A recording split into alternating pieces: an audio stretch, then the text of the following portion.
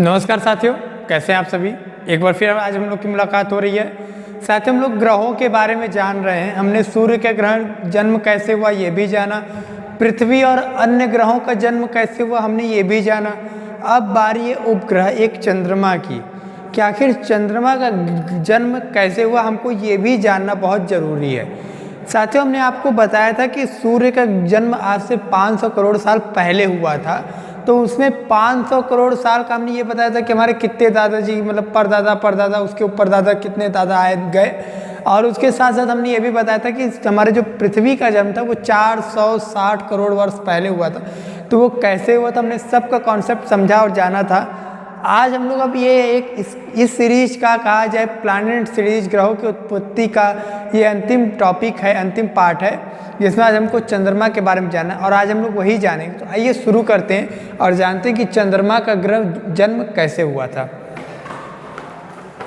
तो सबसे पहली चीज़ तो आपको हम बता दें साथियों कि चंद्रमा का जन्म कैसे हुआ था। ये देखिए हमारा ये है, हमने आपको एक बेस बना के दिखाया है, छोटा सा फिगर है। आज से 460 करोड़ साल पहले हमने यही चीज़ बताया। किसका जन्म था? पृथ्वी का।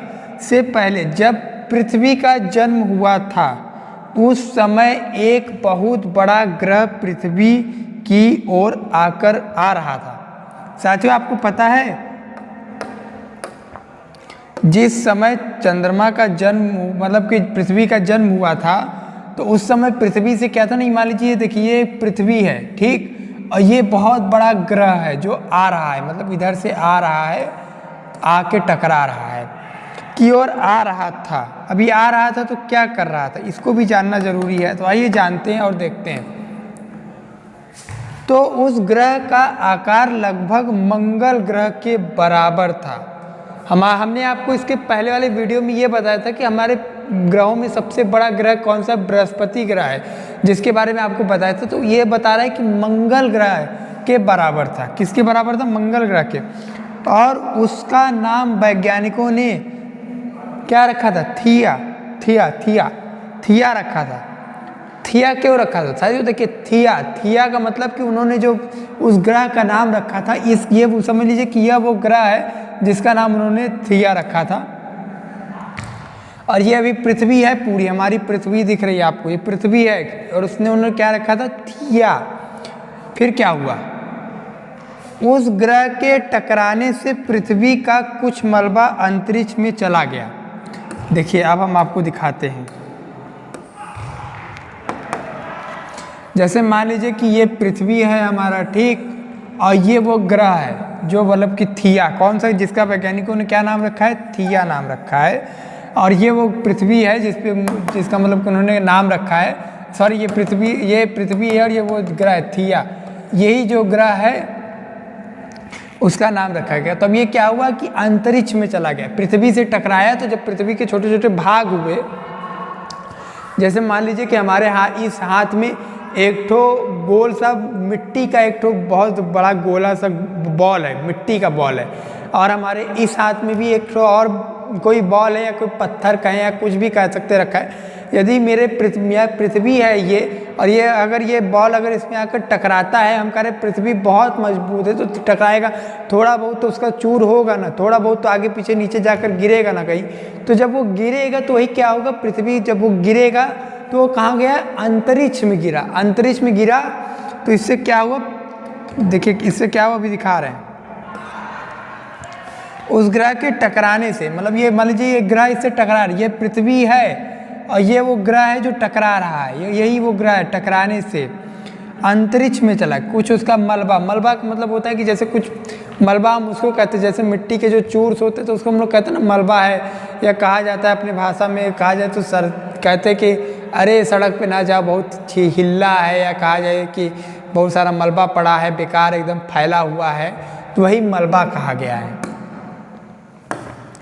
तो ये मतलब कि जब ये चला गया तो इसमें टकराया तो कहाँ गया? अंतरिक्ष में चला गया। तो फिर इससे ही क्या हुआ, हमारे चंद्रमा का जन्म हुआ। और कहा जाता है कि आज भी चांद पृथ्वी से हर वर्ष 3.78 सेंटीमीटर दूर जाते जा रहा है। ये देखिए सॉरी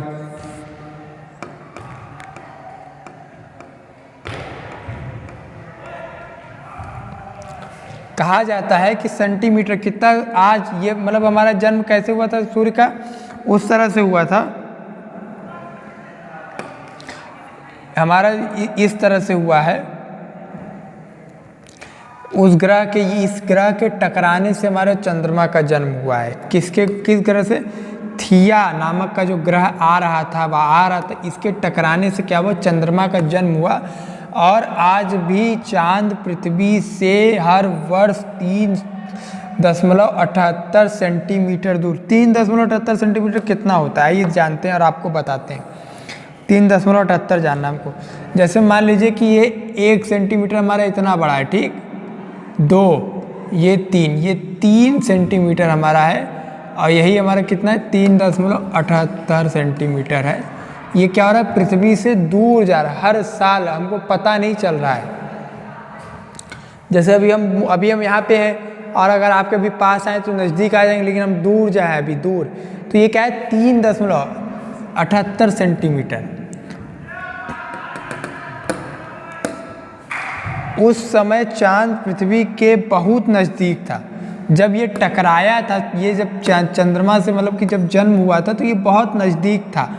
और फिर क्या हुआ, और तब पृथ्वी पर जो लगभग 6 घंटे का दिन होता था। आपको हमने इसके पहले वाले वीडियो में बताया था कि पृथ्वी पे जब पृथ्वी का जन्म हुआ था तो उस समय क्या था, पृथ्वी पे 6 घंटे हुआ करते थे, दिन जो होता था 6। आखिर क्यों होता था, हमको आज उसका उत्तर मिल गया। क्यों? क्योंकि चंद्रमा उसके पृथ्वी के नज़दीक था, जिसके कारण जिसके कारण क्या था कि पृथ्वी का जो दिन हुआ करता था खाली 6 घंटे का हुआ करता था। और हमारे चंद्रमा को जो रोशनी कहाँ से मिलती है, रोशनी, चंद्रमा तो स्वयं से प्रकाशित होता नहीं है।